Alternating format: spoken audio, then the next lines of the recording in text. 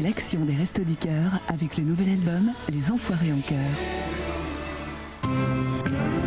Au programme cet après-midi sur la 5e, à 14h, intrigue à Istanbul, promenade dans une ville chargée d'histoire, à la croisée de l'Europe et de l'Asie. 15h55, le sens de l'histoire, quand les hommes et les États font leur mea culpa. 17h35, le fugitif. Richard Kimball trouve momentanément un réconfort spirituel. On résume ces quelques rendez-vous. 14h, intrigue à Istanbul. 15h55, le sens de l'histoire. 17h35, le fugitif. Bon après-midi.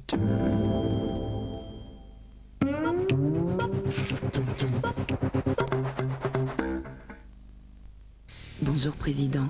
Voici le projet d'équipement conçu pour nos agents. Identité. Ordinateur VTech, nom de code Genius 9000.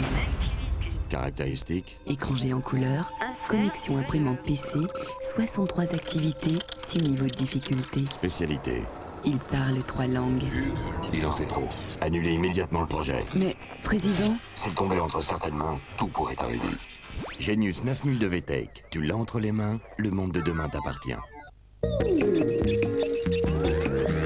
Vous cherchez une voiture à louer? 3611, l'annuaire sur Minitel de tous les départements. Qu'y a-t-il derrière un grand PC?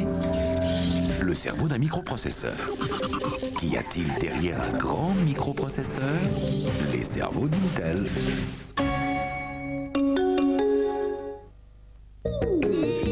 Vous cherchez la nouvelle adresse de Monsieur Berger? À Le Mans, hein? 3611, l'annuaire sur Minitel remise à jour tous les jours.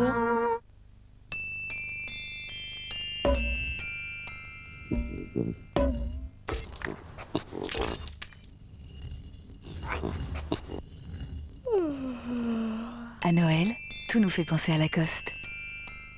Offrez-vous une soirée à l'opéra. La collection Rouge Opéra avec les montres Jaguar propose 50 intégrales d'opéra à un prix exceptionnel. La flûte enchantée, Carmen, Madame Butterfly, Le Barbier de Séville. Choisissez parmi 50 chefs-d'œuvre interprétés par Renata Tebaldi, Luciano Pavarotti, Placido Domingo. La collection Rouge Opéra, chaque opéra en 2 CD avec le livret complet de l'œuvre à un prix exceptionnel. Une collection Polygramme.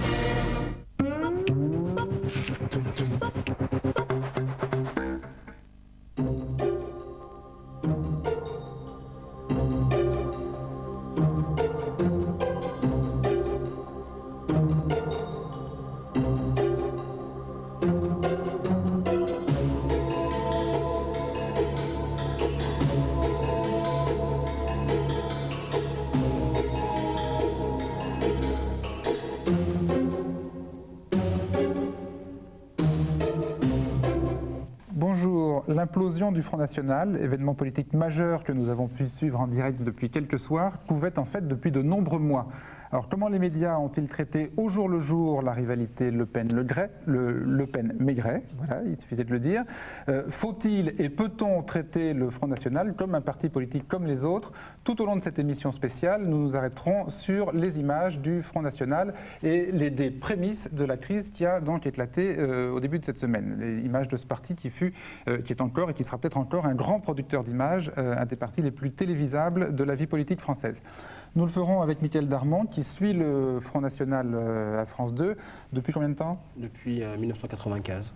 Donc depuis 3 ans, et toute chaîne confondue, je crois que vous êtes l'auteur de la couverture la plus constante, la plus scrupuleuse, la plus détaillée et la plus intéressante du Front National, même si cette couverture pose quelques questions sur lesquelles nous reviendrons tout au long de l'émission aussi. Oui.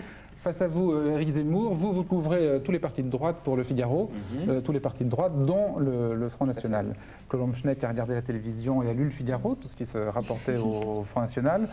Arnaud Vivian a suivi en direct la crise à la télé. Benoît Vandestine s'est penché sur les archives du Front National depuis de nombreux mois et quelques années. Alors, mais on va peut-être commencer cette semaine par l'enquête d'Olivia Buffy, qui a donc suivi tout au long de la semaine sur toutes les chaînes françaises cette semaine de folie médiatique, toutes les chaînes françaises et notamment LCI. Bruno Maigret, bonsoir. Vous Duel sans précédent mercredi soir sur France 2 et TF1. Les deux rivaux du FN vident leur querelle à distance sur les deux plateaux du 20h. Est soumis au statut du Front National. C'est là le point culminant d'une semaine au cours de laquelle le Front National a donné de lui-même une image totalement inédite. Des militants faisant part de leurs ressentiments à longueur de journaux télévisés. Suspension de séance jusqu'à ce que les gens indésirables dans cette salle en soient sortis. Quelle est ma faute? Je ne sais pas. Ou des cadres étalant leur inimitié devant les caméras. Alors, à la demande de M. Gollnisch, on va faire 2 points de presse successifs. Voilà, bah écoutez, je crois que vous êtes... Il est temps que tu t'arrêtes, oui. Du jamais vu de la part du parti d'extrême droite et de quoi aller chez les médias. Voilà comment la conférence de presse improvisée de Bruno Maigret, mercredi après-midi, a fait salle comble, attirant toute la presse écrite et audiovisuelle, française et étrangère. Votre présence, j'ai prévu de vous faire une déclaration relativement courte. Signe des temps, la chaîne LCI la retransmettait même en direct et en intégralité. Mais écoutez, je n'imagine pas cela du tout. Je ne pense pas que Jean-Marie Le Pen soit dans cette logique. Et même traitement 2 jours plus tard pour la conférence de presse de Jean-Marie Le Pen. J'ai décidé de les sanctionner en frappant la conjuration à la tête. La chaîne Tout Info s'est d'ailleurs installée toute la semaine sur la ligne de front de cette guerre d'opposition. Maigretistes et Le Penistes s'y sont succédés selon une savante alternance.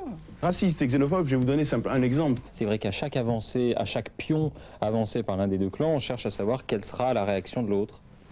Les journalistes se défendent pour autant d'encourager la bagarre par ce battage public. On n'a pas spécialement aidé, ils se déchirent entre eux, on les invite, c'est notre travail, de faire avancer l'information, c'est tout à fait normal, mais je pense qu'ils n'ont pas besoin de nous et qu'on n'a rien fabriqué de leurs batailles internes. Côté Maigret, on a eu le sentiment qu'ils avaient le calendrier dans la tête et qu'ils essayaient de maîtriser ça selon une graduation assez précise. Un tel intervient tel jour, tel autre tel jour, qu'est-ce qu'on joue, l'apaisement, le discours légitimiste, ou plutôt on joue... on rue dans les brancards, on annonce qu'on demande un congrès anticipé. En revanche, la parole du maigretiste sonnée par ce qui est en train de lui arriver, je pense que ça, c'est pas forcément calculé. Quand on reçoit une lettre d'exclusion, après 10 ans de militantisme réel, un militantisme où j'ai consacré beaucoup de temps, beaucoup d'argent, et quelquefois la santé. Quand il en parle, on sent qu'il n'est pas en train de faire le jeu de Maigret. C'est un truc qui vient des tripes. Parce que Le Pen, c'est vrai que c'était son papa en politique, quoi. Mais c'est marrant, vous en parlez avec beaucoup de sympathie. Pas de sympathie, mais d'enthousiasme. Parce que c'est vrai que ça nous ouvre un champ, ce conflit, qui était un peu interdit jusque-là. Un parti fermé avec une parole officielle. Tout d'un coup, ça s'ouvre, ça se casse, et nous, on rentre à l'intérieur. Je n'ai pas dormi, là, ces 48 heures. Je suis d'ailleurs extrêmement fatigué, peiné. Je n'ai très choqué parce que j'ai vu notre président du Front National se faire insulter. Je pense très sincèrement que ça va aller dans leur intérêt un peu. Parce que ça va les rendre plus humains. Les militants Front National ont un engagement affectif et avec un investissement personnel très grand. Et là, c'est la démonstration qu'il y a des batailles de pouvoir et qu'elles s'étalent, y compris, j'allais dire, dans les médias bourgeois, parce que je pensais au Parti communiste à une autre époque, mais finalement, la situation est très comparable. En fait, ils réagissent exactement comme les autres partis. C'est ça qui est très frappant. Ils utilisent les médias pour faire passer leurs messages les uns contre les autres.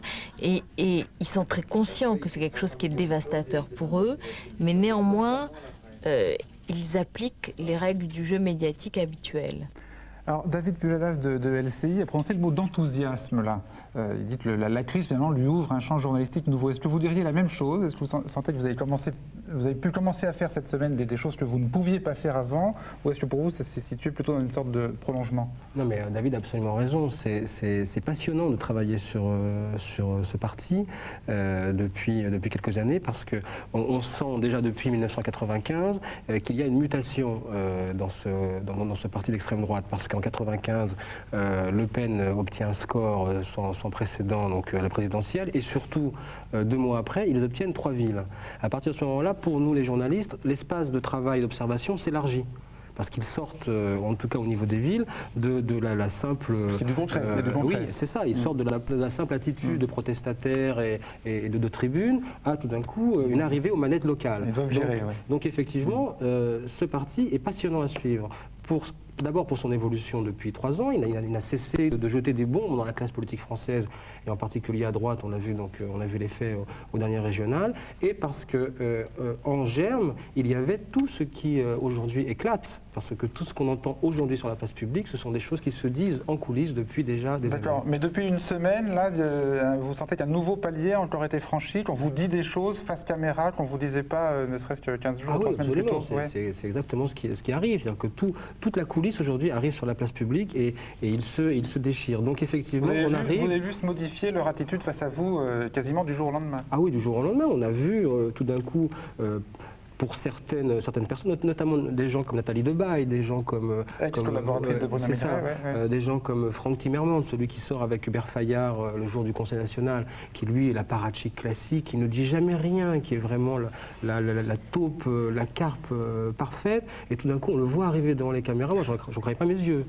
Vraiment. Et ils vous parlent. Et puis ils parlent, et puis ils disent des choses qui sont fortes, qui sont réelles, de ce qu'ils ressentent, de ce qu'ils se disent en coulisses ou dans les huis clos depuis des mois ou même des années, et tout d'un coup ça jaillit. Alors forcément c'est un vivier extraordinaire pour nous. Et est-ce que ça a été aussi net pour vous? Est-ce que des gens qui vous parlaient, ce qu'on appelle off the record, c'est-à-dire à condition de ne pas être cités nommément auparavant, se sont mis progressivement ou brutalement à vous parler à visage découvert?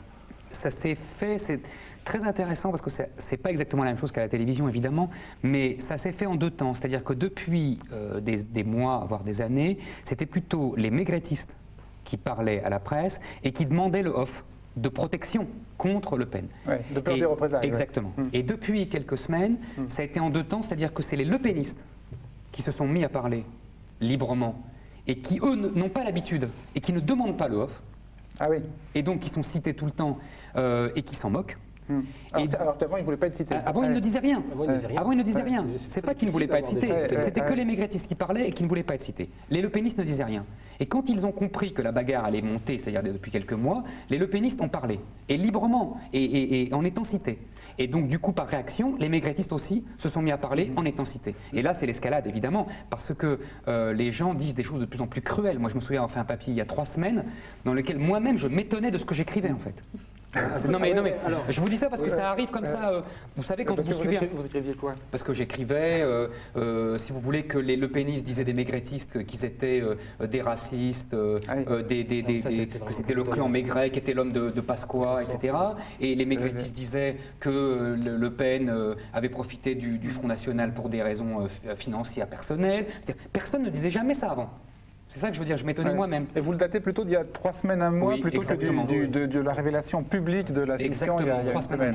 Ça commence parce que, en fait, tout commence avec le coup de Toulon, je dirais, de Bruno Maigret, à partir du moment où lui conteste publiquement, quand il conteste publiquement donc l'idée de la candidature de Jeanine Le Pen pour les européennes, qu'il donne son interview donc dans un journal de presse écrite, et il marque le début de leurs travaux d'été. Fin août, et là ça donne tout le programme. Il devait parler d'autres choses, mais là tout le programme est donné. On va revenir dans une seconde sur vos méthodes de travail, mais je voudrais qu'on reste un tout petit peu sur les registres très différents de Le Pen et de Maigret qui sont intervenus tous les deux à la télévision cette semaine, et alors vous avez noté une différence de taille. Oui, juste quand même un petit mot là sur l'enthousiasme, parce qu'on voit bien l'enthousiasme chez nos 2 invités, l'enthousiasme journalistique dont parlait Pujadas aussi sur LCI. Moi je voudrais, d'un point de vue de téléspectateur, banalement démocrate, parler de l'autre enthousiasme, et qu'un enthousiasme démocratique, mais les surprises à voir quand même ce déchirement et à observer ce duel qui me semble aussi extrêmement important dans la manière dont on regarde ces images. C'est vrai qu'il y a cet enthousiasme tout simplement démocratique de voir ce parti qui gangrène la démocratie, le voir imploser. 2 téléspectateurs, vous précisez bien. Oui. Non, pour faire une différence avec l'enthusisme journalistique, c'est possible qu'il s'y mêle aussi un peu d'enthousiasme démocratique dans votre cas. Enfin, non, mais ce qui est intéressant, c'est que justement la télévision et les médias démocratisent en creux ce parti. Parce que justement... On la démocratise en creux. Mais oui, ça veut dire que... Ça, c'est la presse écrite, ça, je vois. Non, mais c'est simple à comprendre. C'est un parti qui est d'extrême droite. Donc, qui a des habitudes absolument autoritaires, voire autocratiques. Or, par la télévision d'abord, et aussi par la presse écrite, par l'expression publique des tendances, vous comprenez bien que c'est un parti qui se démocratise par le fait. C'est-à-dire, c'est bien tout le problème. Éric Zemmour introduit ma chronique, en fait, on est en plein dedans. Donc, on va revenir à ce duel à distance entre Maigret et Le Pen. Donc ça se passait mercredi soir, Le Pen était sur TF1, Maigret sur France 2. On commence avec Maigret et on regarde un petit peu quel registre de langage il utilise. Nous sommes en train d'organiser un congrès, nous avons déjà des retours considérables. Il faut Vous êtes savoir sûr qu'il aura lieu? Il y a déjà plus de 55 fédérations du Front National, 55 fédérations départementales du Front National qui soutiennent cette initiative. Il y a la moitié des régions où la majorité des élus régionaux du Front National sont pour cette initiative. Les signatures arrivent par sacs postaux entiers. Moi, je suis convaincu que les signatures vont être réunies, et dès lors, je ne vois pas comment le congrès n'aurait pas lieu, puisqu'il est de droit, dès lors que 20% des membres le souhaitent. Alors, donc les mots qui sont utilisés, congrès, fédération, élus régionaux, signature, le droit, on voit bien que là, Maigret a une vision du FN en tant qu'organisation politique et même en tant que parti, et on appelle justement d'une manière absolument assez extraordinaire à son fonctionnement démocratique en tant que parti. Alors en même temps, Le Pen sur TF1 ne tient pas du tout, n'utilise pas du tout le même registre de langage, on l'écoute. Alors on parlait justement de la mort du père. Votre propre fille, votre fille aînée, Marie-Caroline, vient elle aussi de se rallier à elle. Cette idée d'un congrès extraordinaire, elle veut quand même pas la tête de son père. Elle. Oui, j'ai l'habitude des trahisons familiales. Mais si on prend la règle démocratique, je constate que 2 filles sur 3 suivent leur père et lui font confiance. Ma fille, on le sait, est liée à un des chefs de la sédition. Par conséquent, c'est un peu la loi naturelle qui porte les filles plutôt vers leur mari ou leur amant que vers leur père. Alors qu'est-ce que ces 2 registres de langage effectivement très différents nous disent sur les 2 visions du Front National? C'est quand même assez drôle. D'un côté, il y en a un qui compte le nombre de ses fédérations et l'autre, il y en a un qui compte le nombre de filles qu'il a encore avec lui. Il a 2 tiers de filles, l'autre a 1 tiers de fédérations à peu près pour l'instant avec lui. Donc c'est 2 visions totalement différentes du FN. Celle de Jean-Marie Le Pen a l'air de se référer à un clan, à une famille totalement autocrate. Alors je veux savoir si cette vision, Michael Darmon, est vraie. Est-ce que effectivement l'un est un vrai technocrate et pense le FN comme une organisation politique et l'autre est une sorte de père et la voit comme une famille? Ou bien est-ce que ce sont leurs caricatures médiatiques qui sont comme ça et qu'en fait ce serait plus compliqué? Non, en fait ils correspondent tout à fait donc, à cette image parce que Bruno Maigret, on l'a souvent présenté comme étant le technocrate, le penseur, celui qui organise tout, qui pense tout. C'est totalement vrai. Il y a une anecdote dans un des portraits qui avait été fait dans un magazine de presse écrite qui disait qu'en fait il est passionné de bricolage. Une fois par mois, il arrive au BHV. Il choisit méticuleusement les boulons, ses outils. Il est passionné, c'est un constructeur méticuleux. Et il fait tout comme ça. Il pense tout, il organise tout. Et il ne laisse absolument rien au hasard. Jean-Marie Le Pen, c'est effectivement l'extrême droite débridée, c'est le tribun, c'est la fonction tribunicienne, c'est l'émotion, c'est les tripes. Et toute cette semaine, on a vu effectivement s'opposer ces 2 styles qui correspondent effectivement aux 2 hommes. On voit aussi dans les 2 conférences de presse organisées, l'une par Le Pen, l'autre par le Maigret, les 2 situations avaient rien à voir. Non, ça n'avait rien à voir parce que d'abord... Déjà, les images sont différentes. Très différentes. Le Pen en tribun à Saint-Cloud et Maigret dans un hôtel. Le Pen a mis en place ce jour-là, il a mis en place la légitimité, c'est-à-dire qu'il parle de chez lui. Il a effectivement dramatisé cette conférence de presse pour en faire une sorte d'appel de Saint-Cloud contre les traites. Il représente la vraie France frontiste. C'est tout cela qu'il y a dans cette image de conférence de presse. Bruno Maigret a organisé de façon plus improvisée, ce qui paradoxalement donc lui ressemble pas, mais en même temps, comme ils sont dans une démarche totalement paranoïaque, qu'ils changent d'hôtel, de lieu de conférence de presse toutes les 5 minutes, alors effectivement ça s'est fait... Ça se voit à l'image, effectivement. Les images gondolées derrière lui. Ça donne aussi une dimension du personnage de Maigret qui, malgré son admiration pour Napoléon, a beaucoup de mal en général à passer à l'offensive. Dans toute l'histoire de son opposition avec Jean-Marie Le Pen, à chaque fois qu'il donne un coup, il se fait mal. Il rate son coup, ou il se reprend la réplique dans la figure. Il sait très bien organiser la résistance passive, il sait très bien résister quand on le frappe, mais lui, à chaque fois qu'il passe à l'offensive, il n'est pas bon. Parce qu'en fait, il est beaucoup plus... Plus précisément, c'est la bataille du rationnel, de l'hyper-rationnel et de l'irrationnel complet. C'est ça qui est passionnant. Et entre l'irrationnel Le Pen, qui prend de surprise Maigret, parce que moi je reste convaincu que Maigret ne s'attendait pas à cette réaction, et le rationnel Maigret, qui a tellement tout rationalisé que du coup il est surpris par des éléments qu'il ne contrôle pas. Et là, la bataille, elle est formidable, parce que moi je reste convaincu et que Maigret n'avait pas prévu cette bataille pour aujourd'hui. Il avait prévu la bataille pour dans 1 an ou 2. Et que c'est Le Pen qui a lancé la bataille, justement parce qu'il sentait que l'autre était en train de lui prendre tout le parti. Il ne pouvait pas faire autrement que de réagir, parce que les néo-maigretistes qui arrivent chez lui depuis quelques mois viennent de chez Le Pen déçus et puis lui disent mais vas-y, il est perdu. En tout cas, ceux qui n'ont pas dû être surpris, c'est vos téléspectateurs sur France 2. Puisque alors, ça fait vraiment des mois, au minimum 1 an, que vous nous détaillez vraiment très très régulièrement les épisodes de la rivalité Le Pen-Maigret. On va voir un petit échantillon, comment à la fois dans le texte et dans l'image, cette rivalité progresse sur France 2. 22 régions, 22 candidats du FN qui prétendent diriger les assemblées régionales. La photo se fait en famille à Lyon, mais derrière les sourires, les tensions sont parfois vives.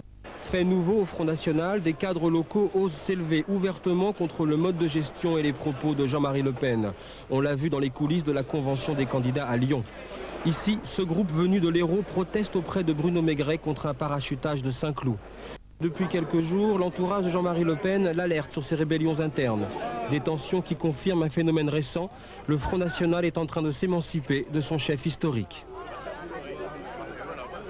Toute la journée, les 2 responsables du FN se sont évités dans le palais des congrès et n'ont surtout pas déjeuné à la même table.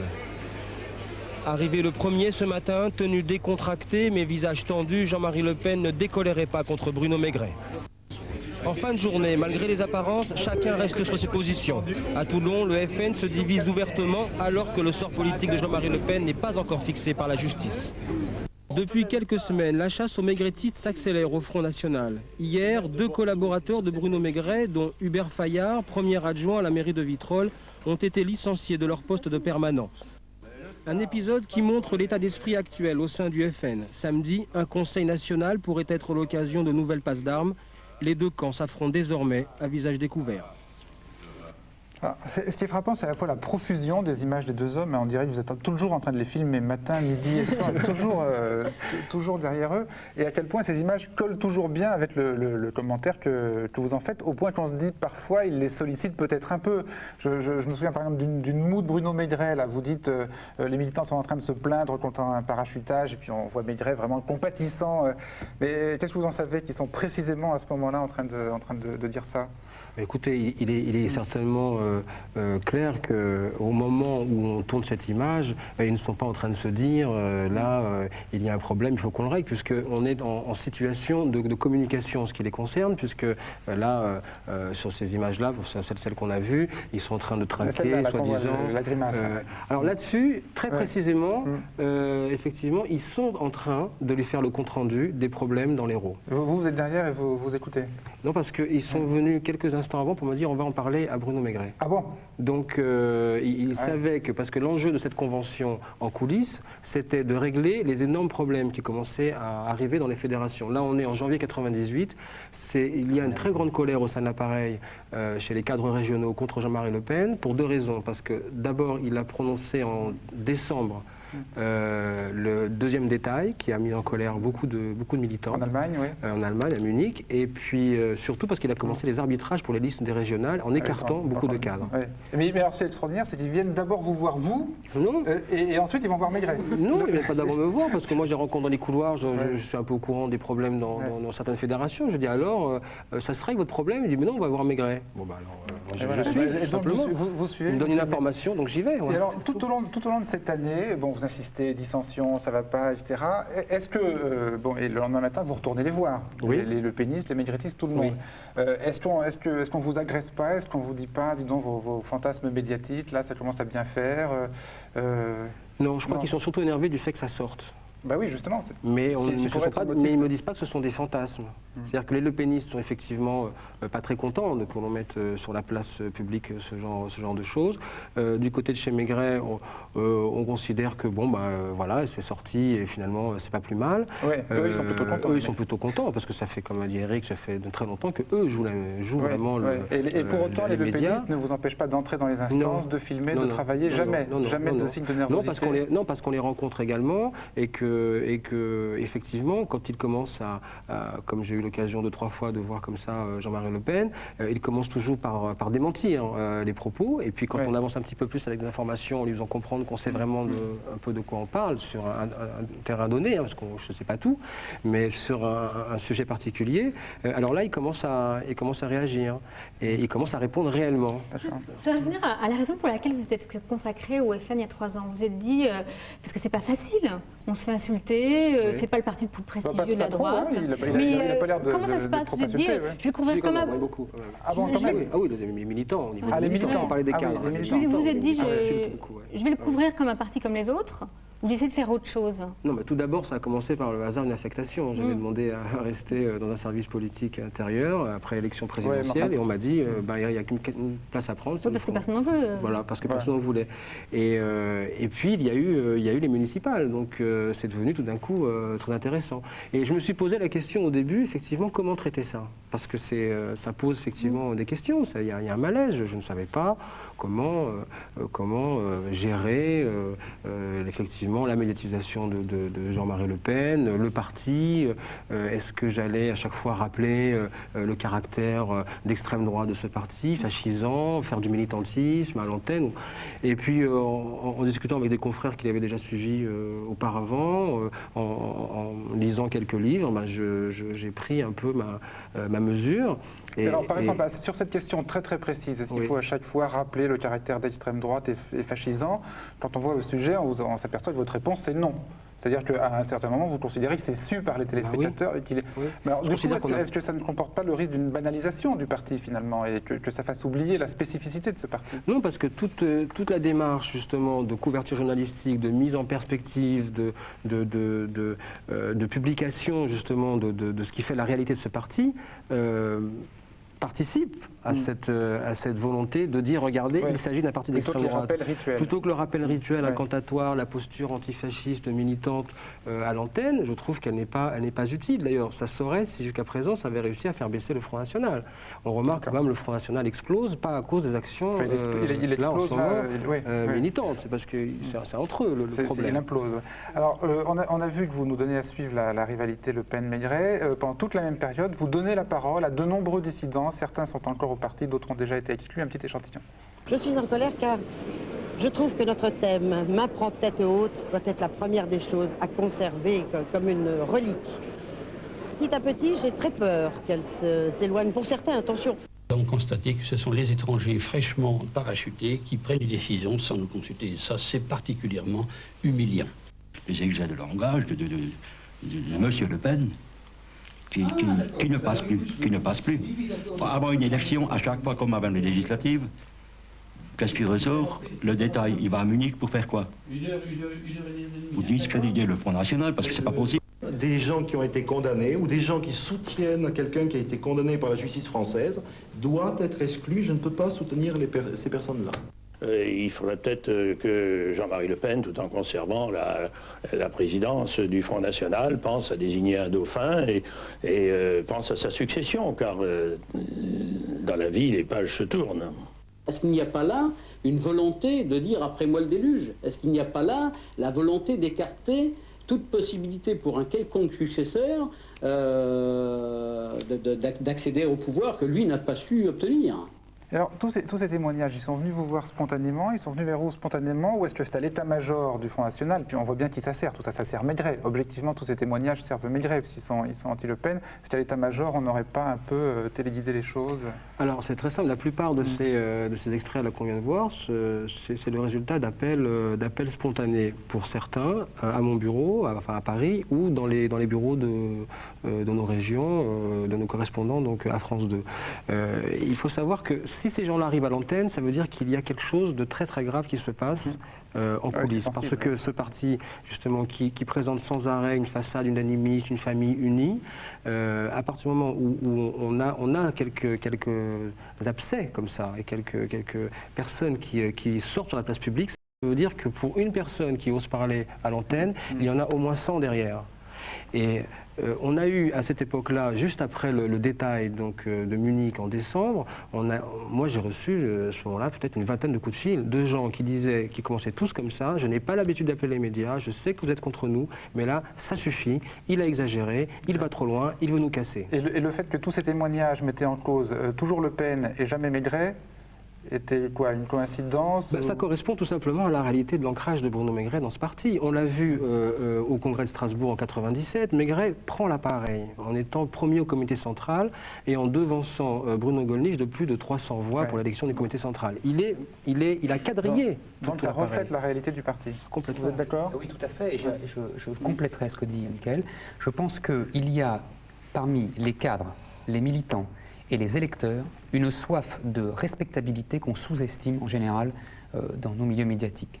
Il y a beaucoup de gens, et Maigret s'en sert. On entendait là, Voilà, c'est pas seulement la preuve qu'il a l'appareil, mais il s'en sert, c'est-à-dire que les gens en ont assez de la mythologie de l'extrême droite enfermée dans son ghetto et qui est fier de perdre toutes les batailles historiques depuis 100 ans. C'est un côté qu'on connaît dans l'extrême droite. Et il y a des gens qui ont été attirés au Front National comme électeurs, militants et cadres, et qui n'ont pas cette tradition d'extrême droite séculaire, et qui, eux, veulent la respectabilisation et éventuellement le pouvoir. Mais c'est paradoxal avec ce qu'on dit, à savoir que Maigret est le plus extrême des deux, entre Jean-Marie Le Pen, Bruno Maigret serait le plus extrême, vous le dites aussi. Mais ça, c'est le leurre, quelque part. Vis-à-vis de Bruno Maigret, de croire qu'il serait effectivement, parce qu'il est uniquement plus présentable, donc il serait modéré. Il est moderne, mais moderne ne veut pas dire modéré. Et c'est cette image moderne qui marche auprès des électeurs. Parce qu'effectivement, comme disait Eric, il y a eu une mutation dans la sociologie électorale du Front National. De nouveaux électeurs sont arrivés, d'autres partis, des partis qui ont l'habitude d'avoir des responsables au pouvoir. Et donc, quand on cherche dans la nouvelle maison qui va pouvoir donc nous faire dépasser les 15% habituels, eh bien c'est Bruno Maigret. Il a déclenché une onde de choc en interne. Et les gens veulent sortir de leur ghetto. Je crois que c'est très important. Alors, on a vu plusieurs paroles de dissidents, il y a un cas particulier, Benoît. Oui, il y a une trajectoire très très particulière qu'on a vue tout au long de ces 2 années. Il s'agit d'un militant du Front National que vous aviez tourné pour la première fois lors d'une fête BBR, c'était en septembre 97. Vous l'aviez tourné une autre fois, c'était justement à l'université d'été. Bleu-blanc-rouge. Bleu-blanc-rouge, oui, pour les non-initiés. Alors justement, ce militant vous parlait petit à petit, donc c'était pas des coups de fil à votre bureau à Paris. Et à l'occasion d'un grand reportage le 18 novembre dernier, il a enfin parlé à cœur ouvert, et c'était devant la caméra de France 2 en pleine nuit dans le sud de la France. Cadre départemental dans la région de Montpellier, José Perruga colle pour Le Pen, même s'il affiche ouvertement sa préférence pour Bruno Maigret.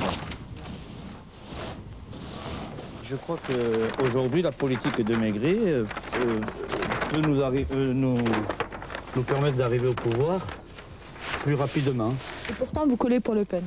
Je colle pour le Front National. Voilà. Ces propos plusieurs fois entendus reflètent l'opinion d'une fraction non négligeable de la base militante du FN. Et malgré les menaces de passer devant une commission de discipline, José Perruga continue de fustiger les anti-maigretistes proches de Le Pen. Si un membre du Front National devait passer en commission de discipline, c'est bien Jean-Claude Martinez, c'est lui qui profère des insultes à l'encontre de militants du Front National. Et 15 jours plus tard, nous apprenions que France 2 avait joué un rôle assez actif dans la vie de ce militant. C'était Claude Sérillon, au journal de 20h de France 2. Il nous rapportait la réaction de Jean-Marie Le Pen à ses propos. Il vient ainsi d'exclure du Front National un conseiller municipal de Frontignan, dans l'Hérault. Celui-ci avait apporté son soutien à Bruno Maigret, précisément dans un reportage diffusé dans le journal de France 2. Explication, Michael Darmon. Pour avoir soutenu publiquement et à plusieurs reprises Bruno Maigret, ce conseiller municipal de l'Hérault est exclu du Front National. Il est, je le disais tout à l'heure, despote. Il cultive trop facilement le népotisme. Et cela commence à se savoir. Ah bon, vous parliez tout à l'heure des gens qui venaient vous voir avant d'aller voir Maigret. Là, on voit bien à quel point vous avez fini par devenir acteur, finalement, de toutes ces histoires. Non, je ne crois pas que je suis acteur, parce que finalement, Jean-Marie Le Pen, il fait ce qu'il veut. Il n'était pas obligé de l'exclure. Donc, dans les premiers cas, on a dit, à part Eliane Delabrosse, les 3 autres ont été exclus. Robert Gazu, Jean-Jacques Girardin et il faut comprendre que pour Jean-Marie Le Pen, parler dans les médias, exposer une dissidence bourgeois, comme sur la... Voilà, on lui laisse donc cette interprétation. Les gens parlent dans les médias, ils expriment la dissidence du Front National, ils expriment en fait la réalité de la vie de ce parti sur la place publique, mais pour lui c'est un crime, il ne peut pas le supporter. D'autant plus que Le Pen est persuadé que les médias font le jeu, que ça fait partie d'un vaste complot entre les médias, le RPR et Maigret, pour l'abattre. Et qu'il a toujours cette réaction un peu paranoïaque. Mais c'est pour ça que je demandais à Darmon tout à l'heure s'il pouvait continuer à les filmer. Et bon, si on vous laisse quand même encore entrer dans les instances du Front National, c'est que la majorité, le péniste en tout cas, considère qu'il y a encore intérêt. Et forcément qu'ils ont intérêt. Ils ont intérêt parce qu'ils sont impliqués dans la vie politique française et qu'aujourd'hui, les médias sont partie prenante. On a l'impression que dans toutes ces images, il y a quand même quelque chose qui a disparu, c'est le surmoi, c'est la peur. Dans votre reportage, vous le disiez, malgré les menaces, il est prêt à parler. Et ça, on a l'impression que, effectivement, c'est le grand changement, quoi. Il y a une peur qui a disparu, il y a un surmoi qui n'est plus là et qui n'assure plus. Ça fait des mois que les militants sont en train de déboulonner la statue Le Pen. Ils osent maintenant dire des choses, ils osent parler, ils osent expliquer vraiment la réalité de la vie de ce parti. Alors, un autre cas où les caméras de France 2 ont joué un rôle très important, c'est à Mantes-la-Jolie. Oui, parce que ces images, elles sont à l'origine de beaucoup de choses. Et en particulier, elles ont failli empêcher Jean-Marie Le Pen de se présenter aux élections européennes. Et donc, ont déclenché toute la bataille entre Maigret et Le Pen. Vous étiez les seuls à les filmer avec l'agence APTV et pas d'autres chaînes de télévision. Et elles sont assez impressionnantes. D'abord, on les regarde. On le voit ici au ralenti, hors de lui. Jean-Marie Le Pen plaque contre le mur la candidate socialiste Annette Polvast-Berjal.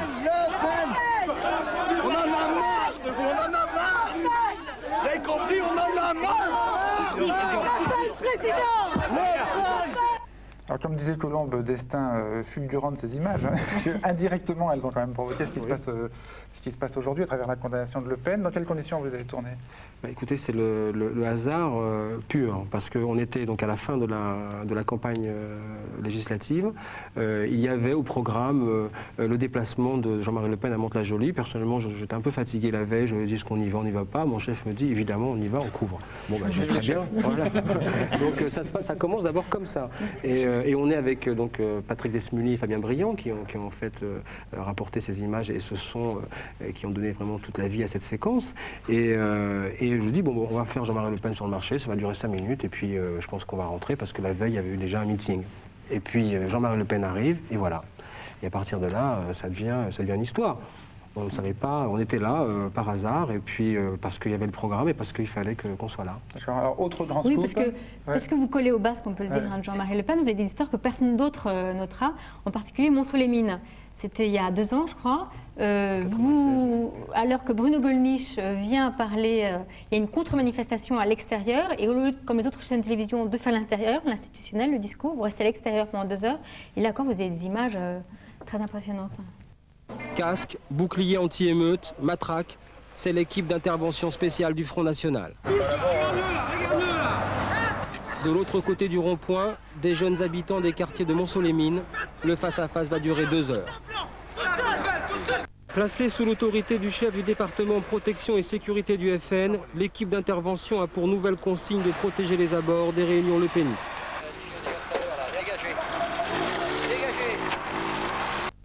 Prévenus à plusieurs reprises, les policiers de Mont-Solémine hier soir ne sont pas intervenus.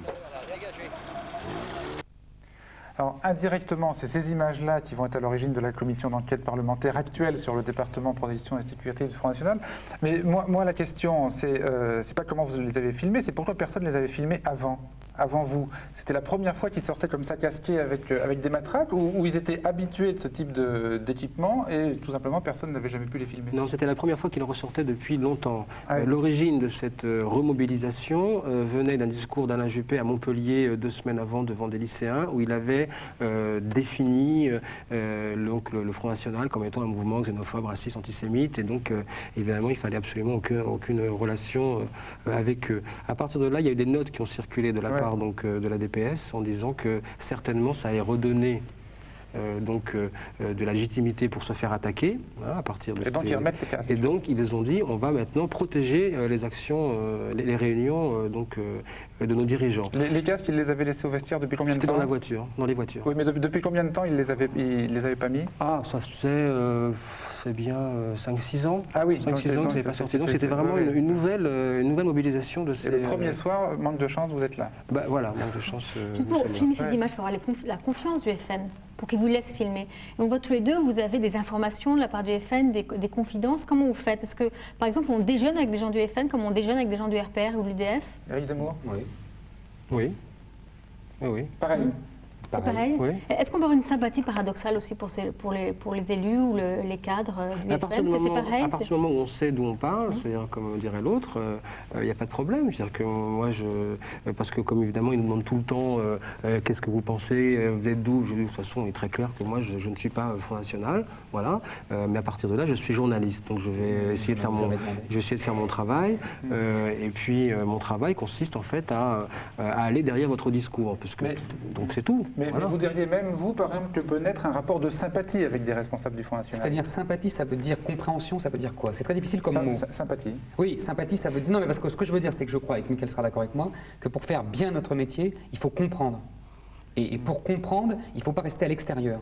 Donc évidemment, à partir de là, il y a, entre guillemets, sympathie, parce qu'il y a entrer dans quelqu'un qui n'est pas soi. Enfin, comprendre, c'est plutôt l'empathie, là. Ah bah alors voilà. Alors il y a de l'empathie. Mais pas de sympathie. Ah bah ça dépend, ça, après c'est les rapports humains. Ça c'est autre chose. Mais en tout cas, professionnellement, il doit y avoir empathie, sinon il y a mauvais travail, d'après moi. Je crois que c'est ça le travail du journaliste politique, c'est celui qui rentre à l'intérieur, qui essaie de comprendre les raisons de l'intérieur. Vous mettriez d'accord aussi sur le mot d'empathie? Oui, parce qu'on essaye effectivement de comprendre quels sont les ressorts qui font que telle personne, à un moment de leur vie, agisse ou prenne cet engagement. Bon, très souvent, ils me demandaient de poser la question, mais qu'est-ce que vous faites au Front National? Pourquoi? D'abord pour comprendre simplement, puis après, un jour de dire, mais peut-être que c'est peut-être une erreur de parcours. Certains le reconnaissent, d'autres s'aperçoivent que c'est un peu trop tard, mais on essaie de comprendre. C'est toute la... On se pose vraiment ces questions-là quand tout d'un coup, je sais pas, on est journaliste de politique étrangère, par exemple, et puis qu'on va aller couvrir des massacres ou qu'on va interviewer un dictateur à 50 km d'ici. Là, il y a moins de problèmes. Au contraire, c'est un grand coup journalistique. On a eu le dictateur.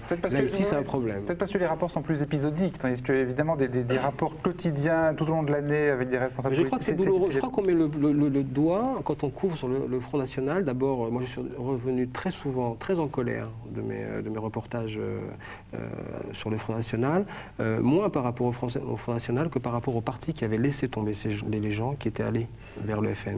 Parce que quand on voit dans quelles conditions, finalement, Vitrolles a été gagné, tout simplement parce qu'on n'a pas voulu remplacer un candidat, démonétiser. Quand on voit que on couvre les associations HLM et qu'on s'aperçoit qu'ils nous disent qu'il n'y a que le Front qui vient nous voir dans les HLM, et où est passée la gauche, où est passée la droite populaire. Très souvent, moi je suis revenu de ce terrain en disant mais qu'est-ce qui s'est passé? Pourquoi a-t-on laissé ces gens-là? C'est ça. Et que le Front fait son travail. C'est une énorme école politique. C'est un appareil militant hors norme. Ils savent très bien faire. Ce sont les derniers qui aient des militants. Et ce sont les derniers qui aient des militants qui fassent du boulot. Ça, il faut le dire. Il faut le dire qu'ils ont remplacé les communistes dans les cages d'escalier, que les communistes ont déserté les cages d'escalier. Alors, je ne sais pas si vous en parlez là tous les deux avec empathie, sympathie ou compréhension. Non, alors là, nos téléspectateurs. Ni empathie, ni sympathie, lucidité. On a bien vu tout à l'heure que le service d'ordre casqué, c'était une image que le Front National ne souhaitait pas. Il y a aussi les images que le Front National souhaite. Alors, est-ce qu'on les diffuse, est-ce qu'on ne les diffuse pas? Il y a un premier exemple, une coupe de champagne. Oui, on a parlé tout à l'heure, c'était à Toulon à la fin du mois d'août, et la question s'est posée. Donc, après une journée très très difficile, Maigret vient de dire qu'il n'est pas d'accord avec Le Pen si Jeannie Le Pen conduit la liste FN aux européennes. Et les deux hommes, pour les caméras et les objectifs des appareils photo, décident de trinquer. Officiellement, la paix est revenue jusqu'à la prochaine alerte. Et chez vous, même apéro, sans que les verres se touchent. En fin de journée, malgré les apparences, chacun reste sur ses positions. À Toulon, le FN se divise ouvertement alors que le sort politique de Jean-Marie Le Pen n'est pas encore fixé par la justice. Alors, même apéro et pas du tout le même apéro, hein, puisqu'il ne trinque pas chez vous. Vous aviez l'image et vous avez exprès choisi de ne pas la diffuser. Oui, parce que ça ne correspondait pas à la réalité. C'était la manière que j'avais de transiger entre l'image qu'on nous imposait, parce qu'évidemment c'était manifestement monté ce cocktail en disant on est tous frères alors qu'ils sont en train de se déchirer, et puis les informations qu'on avait en sous où on nous disait c'est le début, ça ne fait commencer, Maigret a libéré la parole, vous allez voir, ça va aller jusqu'au bout. On nous disait déjà dès le mois d'août. Alors bon, pour conclure un sujet, je mets en place ce cadre et puis j'essaye de donner les informations. Je trouve que même sur les visages, d'ailleurs, même sur les visages qu'ils veulent sympathiques, on voit déjà l'agressivité. Donc je trouve qu'ils ont raison de montrer les images. Clairement, hein, pas du tout sur TF1. Sur TF1, c'est beaucoup plus...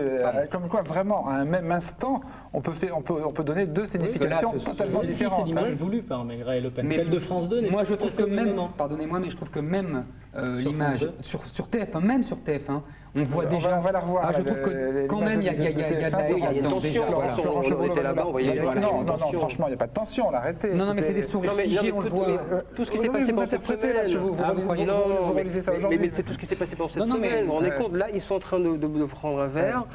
Il y a un quart d'heure avant, ils étaient en tête-à-tête, Le Pen et Maigret, en train de s'expliquer entre quatre yeux. Bien sûr, mais moi, téléspectateur, je vois TF1, j'ai l'impression que tout baigne. Je vois France 2, je me dis les choses sont plus compliquées. Parce qu'en général, France 2, les choses sont plus compliquées. Ce que je voudrais savoir, c'est cette image-là, c'est-à-dire une image où Le Pen et Maigret cohabitent, est-ce que c'est définitivement d'archives? Est-ce qu'ils pourront de nouveau cohabiter dans une image de télévision?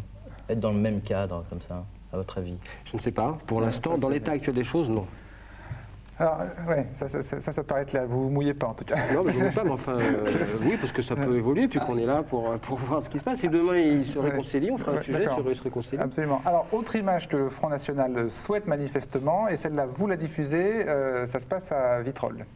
La mairie Front National de Vitrolles, dans les Bouches-du-Rhône, a concrétisé aujourd'hui son projet d'allocation municipale de naissance pour toute famille française, pour au moins un des deux parents ou appartenant à la communauté européenne. C'est le premier geste de mise en place d'une politique de préférence nationale. Une première cérémonie officielle avec remise de chèques était organisée ce matin. Michael Darmon, Rémi Poissonnier. En mairie, la première famille bénéficiaire de l'allocation sous condition de nationalité reçoit un chèque de 5 000 francs.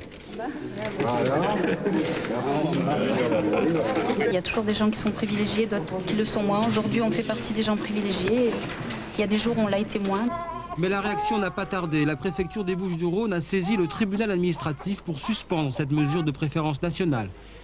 Alors, plus loin dans le sujet, il faut le dire, il y a des réserves d'hommes politiques, de Jean-Claude Gaudin, je crois, sur cette mesure. Mais enfin, ça, c'est manifestement l'image de propagande dans toute sa splendeur que Maigret souhaite voir très très largement diffusée. Est-ce que vous hésitez avant de la diffuser ou est-ce que vous vous dites non, c'est l'événement, il faut la passer? Non, c'est une information, c'est effectivement l'événement, puisqu'il n'arrête pas de dire depuis le début, nous allons mettre en place notre programme à Vitrolles. Il essaye de le faire, on a évidemment expliqué après les raisons et les réactions qui ont bloqué donc, ce projet, mais pour nous, il s'agit d'une information que l'on traite. Ouais, et là, en passant cette image, vous avez le sentiment de faire son jeu, d'aller contre lui, ou vous ne vous posez pas la question? Je pense qu'à l'heure à laquelle je montre cette image, je ne me pose aucune question. Je vais très vite parce que c'est arrivé très tard et que là, je traite l'information et je ne me dis pas, je fais son jeu. C'est une information. Et aujourd'hui, en en reparlant? Aujourd'hui, en en reparlant, je reste le même, c'est-à-dire que je donne l'information. France 3, par exemple, le choix de ne pas la diffuser. Ça fait longtemps que, de toute façon, je crois qu'à la rédaction de France 3, ils ont décidé de ne pas couvrir Vitrolles. C'est leur choix, je ne le partage pas. Je pense que c'est un événement, ce qui s'est passé à Vitrolles depuis 1997 est un événement majeur dans la classe politique française. Nous ne sommes pas, nous, journalistes, habilités à changer cette chose-là. Si effectivement il y avait eu un contexte politique qui faisait qu'on avait pu mieux résister au Front National et à Bruno Maigret au sein de Vitrolles, il n'y aurait pas de Maigret à Vitrolles. Mais moi je ne viens pas pour changer les choses. Je viens constater, et même parfois constater des choses qui ne plaisent pas à tout le monde, et peut-être à moi-même d'ailleurs. Est-ce que ce qui rend les choses intéressantes avec le Front National, c'est que contrairement avec les autres partis, on est sûr de ne pas avoir un chef de service qui va être de gauche ou de droite, et qui finalement va vous laisser enquêter comme vous voulez? On a le sentiment, dans les rédactions d'une manière générale, avec le Front National, qu'on peut nous laisser appliquer l'outil journalistique jusqu'au bout. C'est pour ça qu'en fait, il n'y a pas grand mérite à pouvoir sortir des affaires. Ce qui n'est pas le cas pour ceux qui couvrent les autres partis.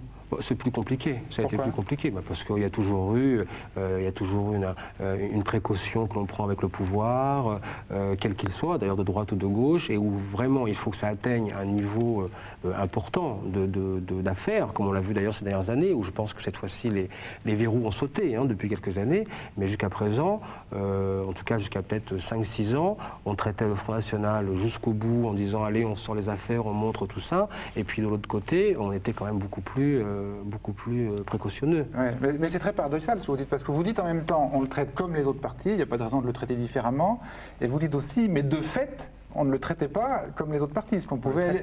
Puisqu'on le traite mieux. Je crois qu'il y a un changement, on peut observer un changement un petit peu de philosophie de couverture sur le Front National depuis quelques années. C'est vrai que, et même d'ailleurs certains disent que c'est à cause de ça peut-être que Le Pen a commencé à exister médiatiquement, c'est vrai qu'il a été traité au début sur une démarche soit médiatique, spectaculaire, soit militant, soit diabolisé, soit militant, diabolisant et moralisant. Bon, à partir de là, les gens peut-être croyaient faire leur métier et dire il faut contribuer à faire baisser le front par l'antenne, et donc on va arriver à faire ça comme ça.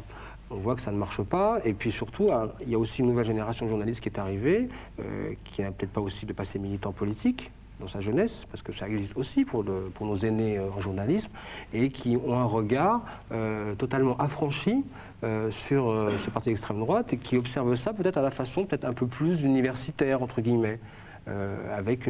Comme si on observait de façon journalistique un objet de science politique. Totalement affranchi, mais non sans réaction de colère, comme vous le disiez tout à l'heure, mais de colère contre les autres partis, paradoxalement. Oui, parce que je n'ai pas à prouver ou à expliquer tous les jours ce que je ressens vis-à-vis du Front National.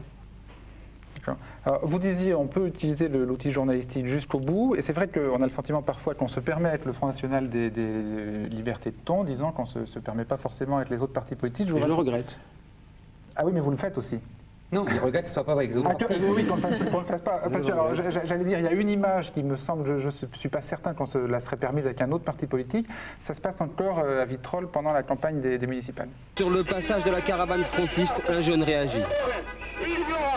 Mais descendez, on me parle un peu, alors. Il est très bas. Et de son balcon, Catherine Maigret répond. Voilà, très belle image de grimace de Catherine Maigret qui repassera quelques jours plus tard dans un portrait de la nouvelle maire de Vitrolles.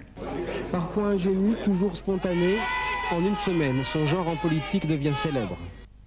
Là, vous hésitez pas. Pas une seconde. Pas une seconde. Non, c'est l'image qui illustre ce qu'est Catherine Maigret. C'est-à-dire une personne qui a été placée là pour en fait masquer Bruno Maigret, un prête-nom et quelqu'un qui n'a absolument aucune expérience en politique et qui en fait, elle est comme ça en plus. Elle est comme ça. Elle nous avait fait des réponses qu'on avait mis dans son portrait extraordinaire sur les animaux qui étaient en colère avec Brigitte Bardot et les animaux également. Enfin bon, c'était tous les jours qu'on avait des perles comme ça. Pendant la campagne de Vitrolles, le regard effrayé que jette Bruno Maigret sur sa femme. Parce qu'il ne sait pas ce qu'elle va dire, il ne sait pas quelle bêtise elle va sortir, et il est terrorisé. Il faut le voir, s'il pouvait l'attacher et lui clouer la langue, il le ferait. C'est assez extraordinaire à voir. Et ça, on l'a vu pendant toute la campagne. Michael et moi, on l'a vu pendant toute la campagne. Toute l'équipe Maigret était à chaque fois affolée au moment où elle allait commencer à parler. Parce qu'en fait, elle n'est pas du tout politique. Elle n'est absolument pas politique. Donc elle dit tout le temps ce qu'elle pense spontanément. Et d'ailleurs, moi j'estime que, je l'avais écrit à l'époque au niveau de la campagne, je crois que ça lui a servi, paradoxalement. C'est-à-dire que les petites gens, entre guillemets, je dis ça sans mépris ni ironie, mais les petites gens de Vitrolles se sont reconnus en elle. Paradoxalement. C'est-à-dire qu'elle n'était pas un homme politique, qu'elle n'était pas quelqu'un qui fabriquait quelque chose. Et donc, ça l'a rendue sympathique aux yeux des gens. Parce que tout l'argumentaire des maires Front National, pendant cette campagne en particulier, c'est de dire nous ne sommes pas des professionnels de la politique, puisque les professionnels sont évidemment dans leur esprit corrompus. Nous sommes comme vous, nous sommes des monsieur tout le monde, madame tout le monde, et nous sommes à votre service. Et avec Catherine Maigret, c'est exactement ça. Elle ne peut pas faire autrement. Et en fait, cette image aussi montre, ou les portraits qu'on a pu faire d'elle avec toutes ces perles, montre également à quel point, quel drame politique vivait cette ville-là, parce que la ville était tellement mûre pour le Front National qu'on mettait n'importe qui à la place de Bruno Maigret, on votait Front National. Oui. Cela dit, vous le dites comme ça aujourd'hui, vous ne le disiez pas comme ça dans les reportages que vous faisiez à l'époque. Parce que les reportages qu'on fait à l'époque, on les fait d'abord, on est sur de news, on est né sur l'événement, et que lorsqu'on essaye ensuite de prendre un peu de recul, peut-être on s'aperçoit des autres significations. C'est paradoxal d'ailleurs, parce que c'est à la fois le parti le plus fermé et le plus ouvert. Je ne sais pas si vous êtes d'accord avec moi, mais ça me frappe, moi. C'est à la fois le parti le plus fermé qui essaye de se préserver et qui ne veut surtout pas qu'on dise qu'il y a des conflits. Je veux dire, avant cette semaine, évidemment, folle. Hein, mais moi, par exemple, Gollnisch m'a menacé d'un procès parce que j'avais fait un papier il y a 1 an disant qu'il y avait un conflit entre les deux Bruno. Donc vous voyez, c'est le ridicule aujourd'hui. Bon. Et en même temps, effectivement, comme dit Mickaël, c'est le parti le plus ouvert. C'est-à-dire que c'est où les images sont le plus possibles et où les dialogues sont paradoxalement les plus libres. C'est très paradoxal. Très bien, merci à tous. Rediffusion de cet arrêt sur image jeudi à 11h50. Prochain arrêt sur image dimanche prochain à 12h30. Au revoir.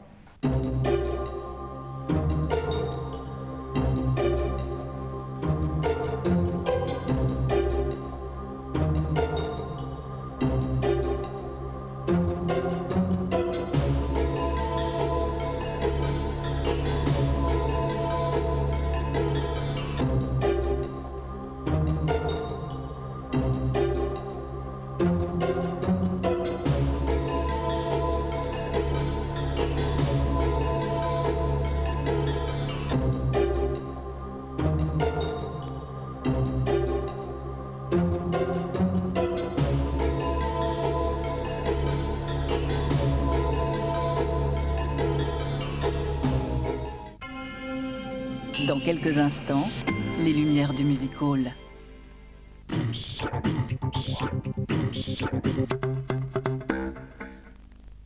En Suède, les nuits durent si longtemps qu'on se demande parfois si on finira par prendre son petit déjeuner.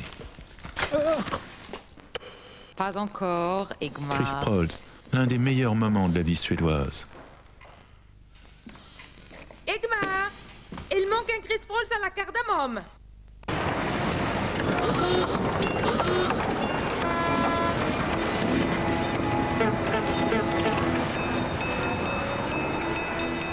C'était Paul et Simon, en direct de l'encyclopédie Microsoft Encarta. Bonjour Président, voici le projet d'équipement conçu pour nos agents. Identité. Ordinateur VTech, nom de code Genius 9000. Caractéristiques. Écran géant couleur, connexion imprimante PC, 63 activités, 6 niveaux de difficulté. Spécialité. Il parle 3 langues. Il en sait trop. Annulez immédiatement le projet. Mais, Président... S'il tombait entre certainement, tout pourrait arriver. Genius 9000 de VTech. Tu l'as entre les mains, le monde de demain t'appartient. L'opéra. L'opéra mis en image par les meilleurs réalisateurs de l'animation et de l'image de synthèse. L'émotion est au rendez-vous, avec 12 chefs-d'œuvre de l'art lyrique. Découvrez ou redécouvrez avec de grands interprètes l'enregistrement de ces moments uniques. L'opéra imaginaire est disponible en vidéocassette et en DVD.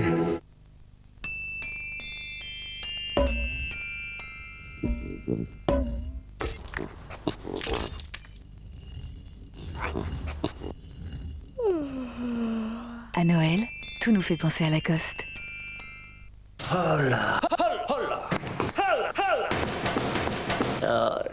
En ce moment, si vous achetez un Hola Alcatel, on vous l'offre.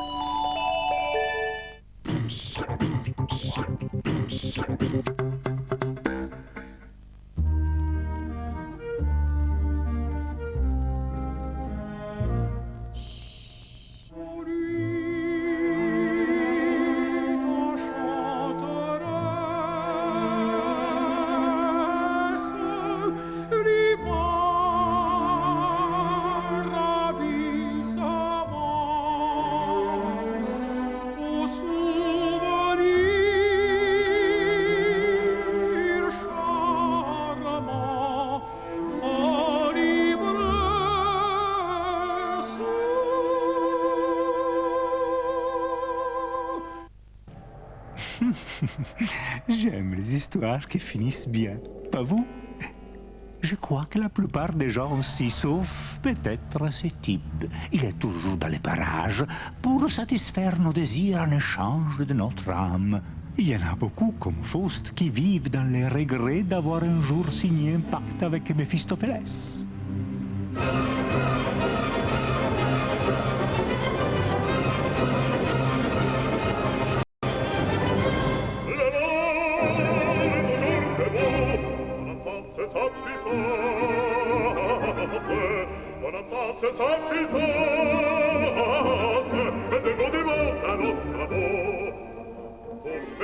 Les papilloles, le roi, ses peuples, les crocodiles, abris sombres des sécus, dans cette inhérente accord, autour de son piédestal, autour de son piédestal. Et Satan connut la mort, et Satan connut la mort, connut la mort.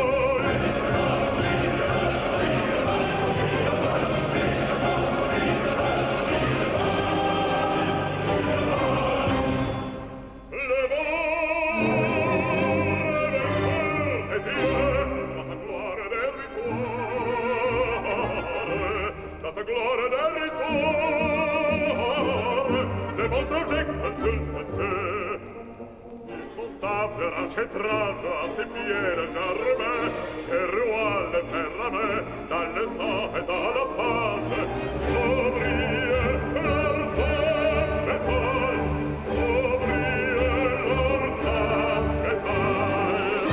Et Satan connut la mort, connut la mort, et Satan connut la mort, connut la mort.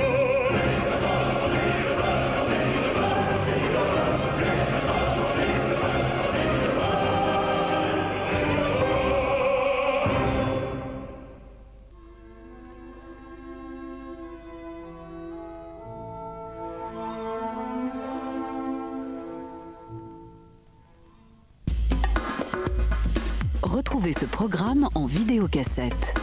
Pour obtenir des renseignements concernant tous les titres disponibles et savoir comment vous les procurer, il vous suffit d'écrire à la 5e boutique, boîte postale 20011, 21 096, Dijon Cedex 9, ou de téléphoner au 0803 05 55 55. Vous pouvez également utiliser votre Minitel 3615 code 5e ou vous connecter sur le site internet de la 5e www.la5e.fr.